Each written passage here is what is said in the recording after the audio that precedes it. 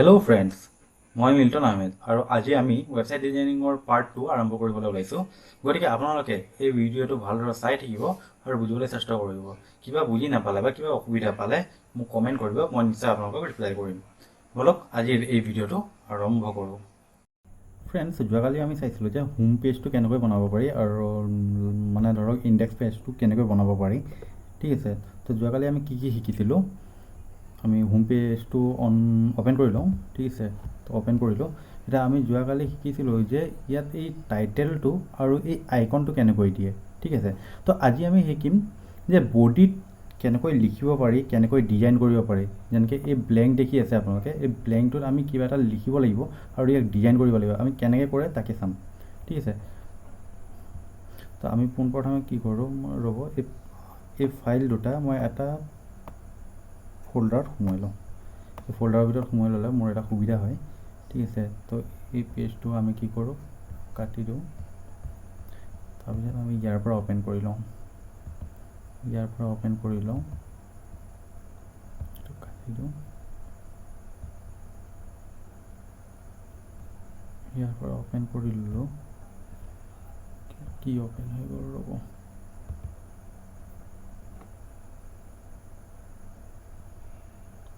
অকণ সময় লাগিছে ফ্ৰেণ্ডছ, শ্ল' চলি আছে মোৰ চিষ্টেমটো। হয়, এয়া দেখিব পাৰিছে। এতিয়া ধৰক এই ফ'ল্ডাৰটোৰ নাম আহি পৰিছে। ঠিক আছে, তো এতিয়া আমি চাম যে বডিটো কেনেকৈ বনাব পাৰি। তো বডিৰ কাৰণে আমি কি কৰিম, প্ৰথমতে এইটো কাটি দিওঁ। আমি এইখিনি কাটি দিওঁ। তাৰপিছত আমি ইয়াৰ পৰা অপেন কৰি লওঁ। মোৰ ছাবলিম টেক্সট আছে, আপোনালোকে টেক্সট এডিটৰ ইউজ কৰিব পাৰে। তো মই ছাবলিম টেক্সটতে আপোনাৰ এডিট কৰি লৈছোঁ। ঠিক আছে, তো আজি আমি কি কৰিম, বডিটো ক্ৰিয়েট কৰিম। তো মই আপোনালোকক যোৱাকালি বুজাইছিলোঁ যে ষ্টাইল শ্বীটৰ কথাটো বুজাইছিলোঁ যে ষ্টাইল শ্বীটটো কি হয়। ষ্টাইল শ্বীটটো হৈছে আপোনালোকৰ যে আমি ডিজাইন কৰিবৰ বাবে ষ্টাইল শ্বীট ইউজ কৰোঁ। ঠিক আছে, তো আমি বডিটো ডিজাইন কৰিবৰ কাৰণে বৰ্তমান ইয়াতে হিডাৰৰ আণ্ডাৰতে আমি ষ্টাইল শ্বীটটো ইউজ কৰিম। কিন্তু আপোনালোকে আপোনাৰ ষ্টাইল শ্বীটৰ এক্সট্ৰা এটা ফাইল বনাই লৈ ইয়াৰ লগত লিংক কৰাব পাৰে। ঠিক আছে, সেইটো মই পিছত বুজাই দিম। বৰ্তমান আমি ষ্টাইল শ্বীটটো ইয়াতে বনাই চাওঁ, হিডাৰতে বনাই চাওঁ। ঠিক আছে, তো প্ৰথমতে আমি কি কৰিম, ষ্টাইল শ্বীটটো বনাই লওঁ। এতিয়া আপোনালোকে চাব, ইয়াত মই ষ্টাইল বুলি লিখি দিয়াৰ লগে লগে ইয়াত ছাজেষ্ট কৰি আছে। তো মই ষ্টাইলত ক্লিক কৰি দিওঁ বা এণ্টাৰ মাৰি দিওঁ। এণ্টাৰ মাৰি দিয়াৰ লগে লগে দেখিছে আপোনালোকে গোটেইখিনি অট'মেটিকলি আহি গৈছে। ঠিক আছে, তো আমাক এইখিনিৰ প্ৰয়োজন নহয়, চ' মই এইখিনি কাটি দিওঁ। ঠিক আছে, তো ষ্টাইল শ্বীটটোৰ এতিয়া আপোনালোক যোৱাকালি মই বুজাইছিলোঁ যে HTML-টো আৰু HTML-ৰ এইটো ক্ল'জড। তো ষ্টাইলতো যিকোনো আপোনাৰ যিকোনো কডিঙৰ ভিতৰতে আপোনালোকে ক্ল'জড কৰিবই লাগিব। নহ'লে কি হয়, ওপৰত যদি আপুনি কিবা এটা লিখি থৈছে তো সেইখিনি তলৰখিনিৰ লগত মিক্স হৈ যাব।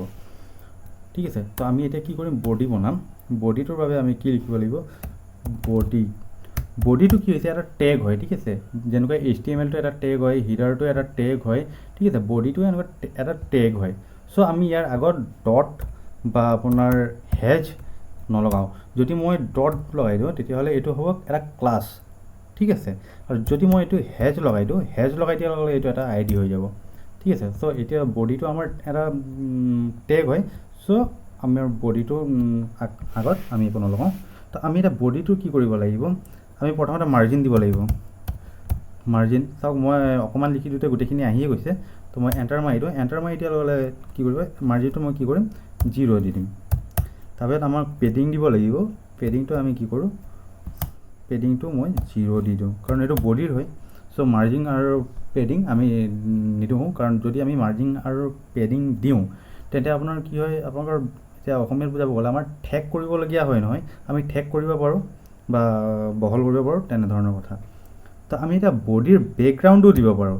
চাব, মই ইয়াত আপোনালোকক দেখুৱাইছোঁ বেকগ্ৰাউণ্ড মানে এই বডিটোৰ এতিয়া আমি হোৱাইট দেখা পাই আছোঁ। এই হোৱাইটটোৰ জেগাত আমি বেকগ্ৰাউণ্ড বেলেগ চেঞ্জো কৰিব পাৰোঁ। একচুৱেলি HTML-টো ডিফল্ট আপোনাৰ কালাৰ থাকে ব্লেক আৰু বেকগ্ৰাউণ্ড আপোনাৰ হোৱাইটে থাকে। ঠিক আছে, তো আপোনালোকে এইখিনি চেঞ্জ কৰিব পাৰে। তো আমি এতিয়া কি কৰিম, বেকগ্ৰাউণ্ডটো চেঞ্জ কৰিম। এই বডিটোৰ বেকগ্ৰাউণ্ডটো চেঞ্জ কৰিবলৈ এতিয়া মই আপোনালোকক দেখুৱাই দিছোঁ, যেনেকৈ ব্লেকটোৰ কাৰণে কি কৰিব লাগিব, আমি কালাৰ কোড ল'ব লাগিব। কালাৰ কোড হৈছে আপোনাৰ ব্লেকৰ 000 দিব পাৰে, আপোনাৰ 000 বা 60 দিব পাৰে। ঠিক আছে, তো ইয়াত কেইটা দিলোঁ, 5টা দিলোঁ। আমি ক্লোজ কৰি দিলোঁ। এতিয়া আমি এইটো ছেভ কৰি দিওঁ। ছেভ কৰি দিয়াৰ লগে চাব আপোনালোকৰ বেকগ্ৰাউণ্ডটো ইয়াত ব্লেক হৈ যাব। চাওক ব্লেক হৈ গ'ল। মই ৰিলোড কৰি দিলোঁ, বেকগ্ৰাউণ্ড ব্লেক হৈ গ'ল। ঠিক আছে, তো আমি কি কৰিম, ইয়াত বেকগ্ৰাউণ্ডটো আমাক ব্লেক নালাগে। ঠিক আছে, আমি বেকগ্ৰাউণ্ডটো লাইট গ্ৰে কালাৰ দিওঁ। ঠিক আছে, চ' তাৰ কাৰণে আমাক কি কৰিব লাগে, কালাৰ কোডৰ কাৰণে আমি গুগলত চাৰ্চ কৰিব লাগিব। গুগলত আপোনালোকে চাৰ্চ কৰিব পাৰে HTML কালাৰ্ছ বুলি। ঠিক আছে, চাৰ্চ কৰি দিয়াৰ লগে আপোনালোকৰ পোনপ্ৰথমে যেতিয়া এই কালাৰ পিকাৰ আছে বা আপোনাৰ HTML কালাৰ্ছ আছে, তো আপোনালোকে কি কৰিব, কালাৰ পিকাৰত ক্লিক কৰি দিব, ছেকেণ্ড লিংকটোত ক্লিক কৰিব। তো কালাৰ পিকাৰ আমি ইয়াৰ পৰা কালাৰ পিক কৰিম। ঠিক আছে, এতিয়া চাওক ইয়াত কালাৰবিলাক ওলাই আছে। চৰি, ক'ত গ'ল, কি ওলালে, এই কালাৰবিলাক ওলাই আছে, দেখিছেনে? ইয়াত আপোনাৰ এই ছাইডত দেখিব পাইছে, এইবিলাক হৈছে কালাৰ কোড। এই কালাৰবিলাকৰ কোড এইবিলাক হয়। ঠিক আছে, তো আমি ইয়াৰ পৰা কি কৰিম, লাইট গ্ৰে কালাৰ এটা ল'ম। আপুনি ইয়াত চুজ কৰি লওক লাইট গ্ৰে কালাৰ। ইয়াত গ্ৰে বুলি লিখি দিলেও হ'ব, আপোনালোকে গ্ৰে মাৰি অ'কে কৰি দিয়ক। ইয়াত লাইট গ্ৰে কালাৰ এটা আছে, এই কালাৰটো আমাৰ এই কালাৰটো ল'ম আমি।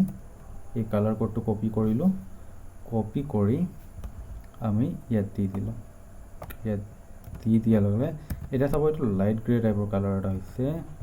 মোৰ পেজটো আছিলে, চাওক। ঠিক আছে, আমি কালাৰটো চেঞ্জ কৰি ল'লোঁ। এতিয়া আমি কি কৰিব লাগিব, ইয়াত ডিভাইচটো উইডথ মানে ডিভাইচৰ বহলটো কিমান হ'ব লাগিব আমি সেইটো লিখিম। ঠিক আছে, ডিভাইচ উইডথ উইডথ আমি দি দিওঁ এইটো অটো দি দিছোঁ। মানে কি হয়, আকৌ বা কম বেছিকৈ লিখোঁ বা কমকৈ লিখোঁ, তাৰ ওপৰত মানে আপোনাৰ বহলটো নিজে কম বেছি হৈ থাকিব পাৰে। ঠিক আছে, বা আমি 100% বুলিও দি দিব পাৰোঁ। এটা 100% দি দিলেও কোনো কথা নাই। ঠিক আছে, তো এতিয়া হৈ গ'ল এইটো বডিৰ। আৰু আমি যদি ইয়াতে এতিয়া ধৰক বডিৰ ভিতৰত যিখিনি টেক্সট লিখিম, ঠিক আছে, সেই টেক্সটখিনিৰ কালাৰ যদি আমি চেঞ্জ কৰিব বিচাৰোঁ, এতিয়া নৰ্মেলি যিটো ডিফল্ট হয়, ডিফল্টটো আপোনালোকৰ ব্লেক হয়। ঠিক আছে, আমি যদি কালাৰটো চেঞ্জ কৰিবলৈ বিচাৰোঁ, তেতিয়াহ'লে আমি লিখিব লাগিব ইয়াত কালাৰ। আমি এতিয়া ব্লেকৰ জেগাত যেনিবা আমি লিখিম ৰেড কৰিবৰ কাৰণে। ঠিক আছে, ৰেড লিখি দিলোঁ। তো ৰেড লিখি আমি ছেভ কৰি দিলোঁ। ছেভ কৰাৰ পিছত এতিয়া আমি বডিত কিবা এটা লিখি চাওঁ। ৰ'ব, ইয়াত এতিয়া মই লিখি দিলোঁ হেল্ল' ফ্ৰেণ্ডছ।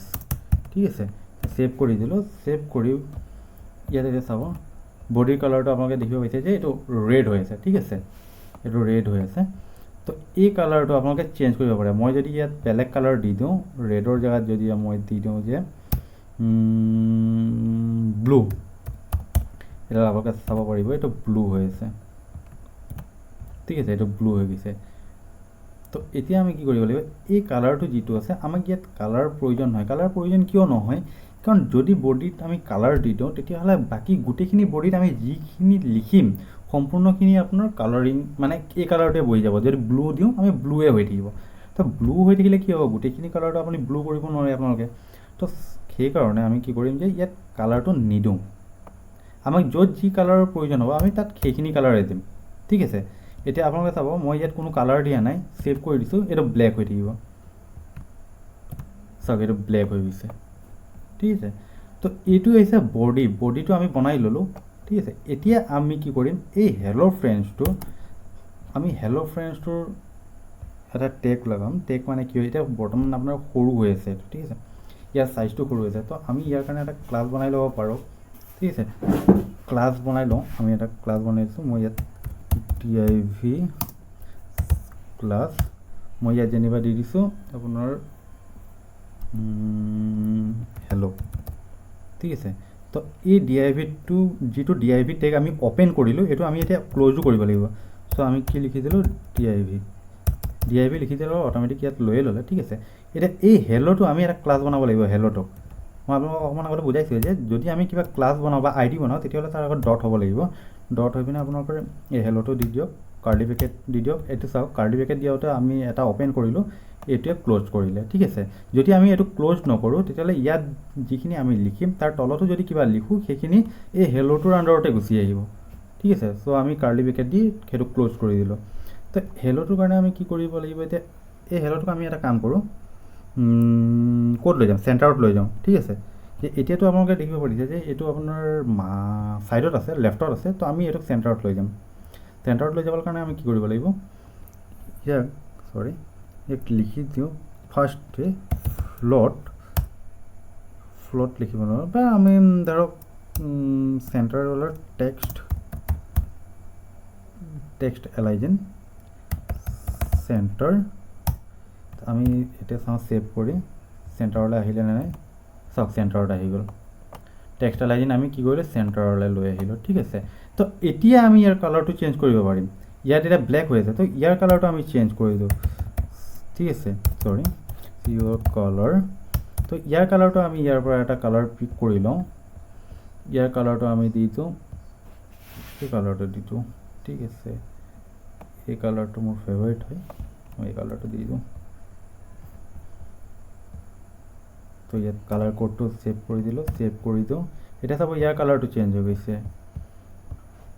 ৰিলোড কৰি দিওঁ, চাওক কালাৰটো চেঞ্জ হৈ গ'ল। ঠিক আছে, তো এই ফণ্টটো যিটো ইয়াক আমি এতিয়া ফণ্ট বুলি কওঁ, টেক্সট হয়, ফণ্ট হয়, ছেম। তো ইয়াক এতিয়া আমি কি কৰিব লাগে, ছাইজটো ডাঙৰ কৰিব লাগিব। ঠিক আছে, এতিয়া আমি ইয়াক ছাইজটো কেনেকৈ কৰিম, তাৰ কাৰণে আমি লিখিব লাগিব ফণ্ট চাইজ। এয়া চাওক ইয়াত ছাজেষ্ট কৰিছে। তো আমি ফণ্ট চাইজ কি দিওঁ, 13 পিক্সেল। ছেভ কৰি চাওঁ কিমান ডাঙৰ হ'ল এইটো। ঠিক আছে, আমি ছেভ কৰি চাই লওঁ। 13 পিক্সেলত অকণমান সৰু হৈছে, চ' আমি অকণ ডাঙৰ কৰি লওঁ। ঠিক আছে, 13ৰ জেগাত আমি 20 দি দিওঁ। 13 পিক্সেলটো কি হৈছে, আপোনাৰ ৱেবছাইট বনাবৰ সময়ত আমি 13 পিক্সেল ইউজ কৰোঁ, যাতে মানে যিমানটো হ'ব লাগে সিমানখিনি ছাফিচিয়েণ্ট হয়। তো ৰিলোড কৰি দিওঁ, চাওক অকণমান ডাঙৰ হৈ গ'ল। ঠিক আছে, তো আমি কি কৰিব লাগিব, এতিয়া আপোনালোকে চাব পাৰিছে যে এই টেক্সটটো বহুত ওপৰত আছে, হয়নে নহয়। তো আমি ইয়াক কি কৰিব লাগিব, অকণমান তললৈ দিব লাগিব। ঠিক আছে, ওপৰত একেবাৰে লাগি থাকিলেও দেখিবলৈ ভাল নালাগে। চ' আমি অকণমান ইয়াক তললৈ দিম। তো তাৰ কাৰণে আমি দিব লাগিব মাৰ্জিন। তো মাৰ্জিন যদি মই দি দিওঁ, ইয়াক কি কৰিলোঁ, মই 10 পিক্সেল দি দিলোঁ। 10 পিক্সেল যদি মই মাৰ্জিন দি দিওঁ, মাৰ্জিন যদি অনলি মই মাৰ্জিন বুলি লিখোঁ, তেন্তে আপোনালোকে ইয়াত চাব মাৰ্জিন লেফ্ট আছে, বুটাম আছে, তো মাৰ্জিন টপ আছে, ৰাইট আছে। ঠিক আছে, তো মই অনলি মাৰ্জিন বুলি লিখিলোঁ। মাৰ্জিন বুলি লিখাৰ লগে লগে মানে কি হৈছে, ই লেফ্ট ৰাইট মানে আপ মানে কি হয় আপোনাৰ লেফ্ট ৰাইটৰ আপোনাৰ ধৰক সম্পূৰ্ণ 10 পিক্সেলেই ল'ব। ওপৰত হওক বা তলত হওক বা লেফ্টত হওক বা ৰাইটত হওক, 10 পিক্সেলেই ল'ব। ঠিক আছে, তো মই ছেভ কৰি দিলোঁ। এতিয়া চাব তললৈ নামি আহিলে 10 পিক্সেল। ঠিক আছে, এই 10 পিক্সেলটো এই লেফ্টত হওক, ৰাইটত হওক, আপ হওক, ডাউনত চবত পৰাই 10 পিক্সেলেই লৈছে। ঠিক আছে, তো এতিয়া দেখিব পাৰিছে যে এইটো হেল্ল' ফ্ৰেণ্ডছটো কি ধুনীয়াকৈ ইয়াত ওলাই আছে। চৰি, মোৰ স্পেলিংটো ভুল হৈছে বাৰু।